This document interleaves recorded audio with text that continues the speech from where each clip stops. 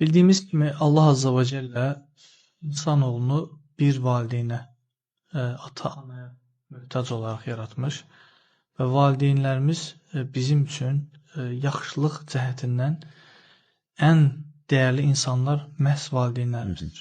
Nəyə görə? Ona görə ki, bizim ən ehtiyaclı vaxtlarımızda, biz dünyaya yeni gəldiyimiz vaxtı bir düşünək. Ən ehtiyaclı anımızda, bizim özümüzü idarə edə bilməyəcək bir vaxtımızda valideynlərimiz bizə baxdılar. Düzdürlərmi? Qayğı göstərdilər. Bəli, qayğı göstərdilər, bizi böyütdülər, yemədilər, yedirdilər, geymədilər, geydirdilər, yatmadılar, yatırtdılar. Özləri gündə durdu, amma bizi kölgədə saxladı. Düzdürmü? Valideynlərimizin üzərimizdə haqqı, yəni hüdudsuzdur. Onun üçün də Rəbbimiz Quran-Kərimə baxdığımız zaman, Quran işığıyla baxdığımız zaman bu məsələlərə, Quran bizi necə aydınlatacaq? İsra surəsinin 23-cü, 24-cü ayələrinə baxdığımız zaman bunu daha gözəl anlaya bilərik. Rəbbimiz buyurur: وَقَضَى رَبُّكَ أَلَّا تَعْبُدُوا إِلَّا إِيَّاهُ وَبِالْوَالِدَيْنِ إِحْسَانًا. Rəbbin qəti şəkildə hökm elədi, əmr etdi ki, yalnız və yalnız Allaha ibadət edin.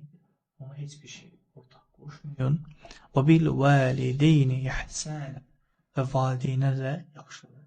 Alimlərimiz deyir ki, Quranda bəzi təbirlər var ki, onlar hər zaman üçü bərabər zikr olunur. Namaz, zəkat bərabər zikr olunur. Allaha ibadət, valideynə itaət. Allaha itaət, Rəsuluna itaət. Bu üçünü Allah Quran-Kərimə baxdığımız zaman davamlı bu üçünü bir görürük. Yəni Allah özünə itaətdən sonra, özünə ibadətdən sonra valideynlərə yaxşılıq etməyi bizdən istəyir. İmmə yəbluğannə indəkəl kibər əhədumə vkiləhu fələ təqulləhmə uffin. Valideynlərindən biri və yaxud da hər ikisi sənin yanında yaşlanarlarsa, onlara of belə demə. Niyə of demə?